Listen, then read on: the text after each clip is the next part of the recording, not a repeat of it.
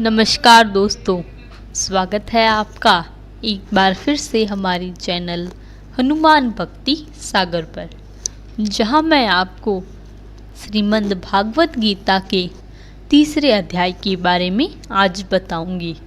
आखिर क्या कहा था भगवान कृष्ण ने श्रीमद् भागवत गीता के तीसरे अध्याय में, आखिर क्या उपदेश दिए थे भगवान श्री कृष्णा ने अर्जुन को, जो उपदेश आपके जीवन के लिए भी बहुत ही लाभदायक तथा ज्ञानवर्धक होंगे।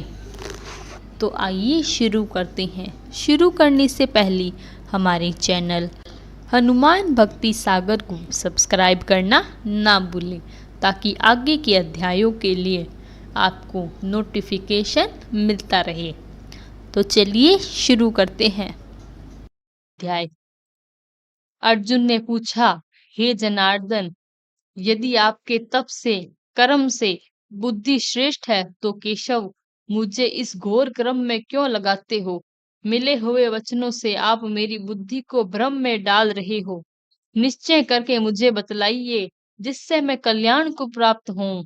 श्री कृष्ण जी बोले, हे निष्पाप अर्जुन, मैं पहले समझा चुका हूँ कि इस लोक में दो प्रकार की रिश्ता कही जाती है। एक तो सांख्य वालों का ज्ञान योग और दूसरा योगियों का कर्म योग। कर्मों का प्रारंभ न करने से कोई निष्क्रिय नहीं कहलाता, और कर्मों का त्याग करके संन्यास करने से भी किसी को सिद्धि नहीं मिल जाती। मनुष्य क्षण भर में कर्म किए बगैर नहीं रह सकता। प्रकृति के गुण में ही सब मनुष्यों को कुछ ना कुछ कर्म करने में लगाते हैं। जो अज्ञानी है, कर्म इंद्रियों को रोककर आत्मचिंतन करने के बहाने विषयों को चिंता करते हैं, वे पाखंडी मिथ्याचारी कहलाते हैं। हे अर्जुन, जो ज्ञानेंद्रियों को मन से दमन कर और विषयों में परिवर्तन न होने देकर उनमें कार्य लेता है, वह कर्म योग का अभ्यास कहलाता है और श्रेष्ठ कहलाता है। अपने धर्म के अनुसार नियमित कर्म करो, क्योंकि कर्म न करने से कर्म को करना अच्छा है। बिना कर्म किए तुम्हारे शरीर का निर्वाह नहीं हो सकता।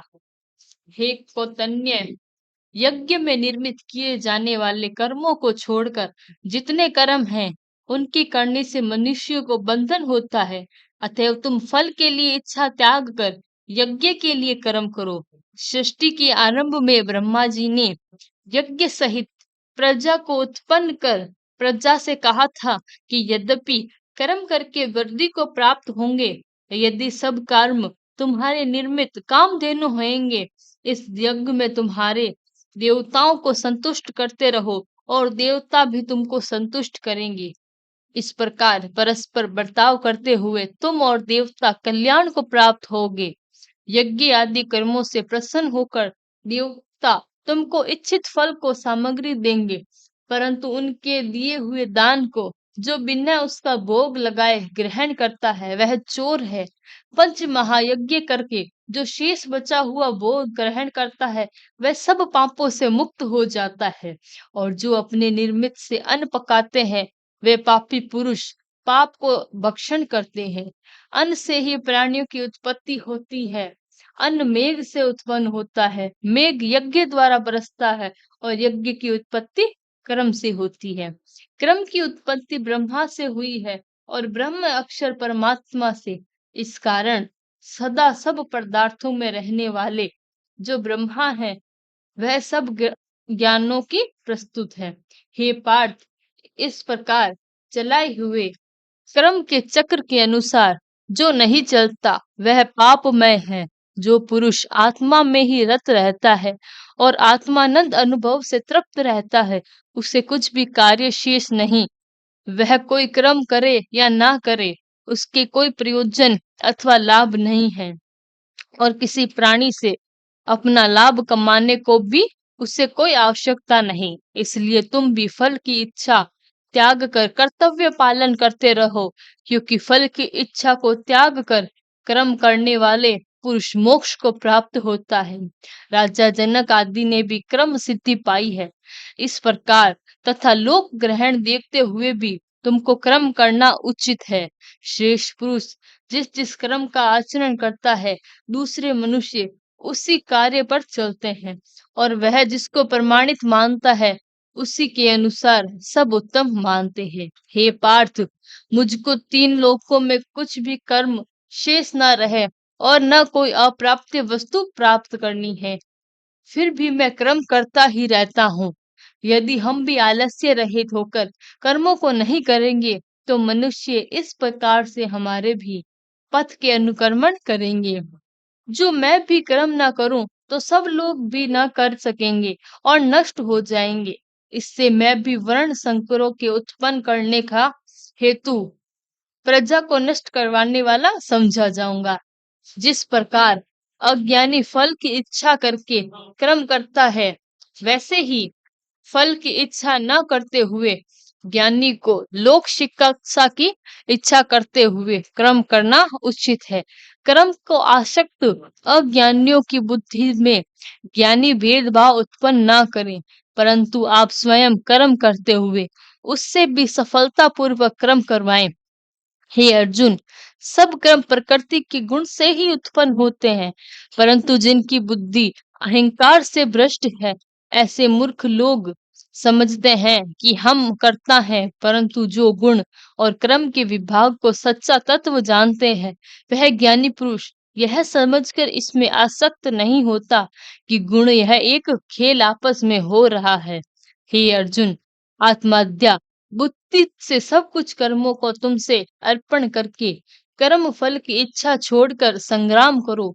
जो पुरुष श्रद्धा पूर्वक मेरे वचनों पर दोष दृष्टि न करके मेरे इस मत के अनुसार आचरण करते हैं, वह लोग क्रम बंधन से निश्चित मुक्त हो जाते हैं, और जो अज्ञानी इस मत पर दोष दृष्टि करके ग्रहण नहीं करते, वह संपूर्ण ज्ञान से रहित है। उनको नष्ट हुआ जानो। अपना कठिन का धर्म भी दूसरों के सहज धर्म से हितकर होता है। स्वधर्म में मरना भी कल्याणकारक है, परंतु अन्य धर्म भयंकर है। अर्जुन बोले, हे कृष्ण, पुरुष को पाप करने की इच्छा न होते हुए भी कौन उसे बलात् पाप के मार्ग पर प्रवृत्त करता है? श्री कृष्ण बोले, हे अर्जुन, रज्जु उत्पन्न होने वाला काम और क्रोध मनुष्य को पाप मार्ग में ले जाता है। इसे करके उत्पन्न इच्छा कभी तृप्त नहीं होती है। हे महापापी और घोर शत्रु है, जैसे धुएं से अग्नि, धूल से दर्पण, झिल्ली से गर्भ का बालक ढका रहता है, उसी प्रकार विषय की इच्छा से आत्मज्ञान ढका हुआ है। हे कुंती पुत्र, इस सूत्र काम को करके ज्ञानियों को ज्ञान आच्छिद होता है। इंद्रियां, मन और बुद्धि इस काम के आश्रय स्थान है। इनके सहारे विषय इच्छा ज्ञान को आच्छिद करके जीवन को मोहित ही लेती है।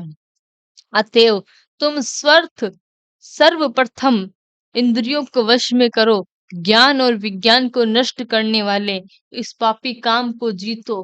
कहते हैं कि हे इंद्रियां प्रबल है और इंद्रियों से भी प्रबल है मन।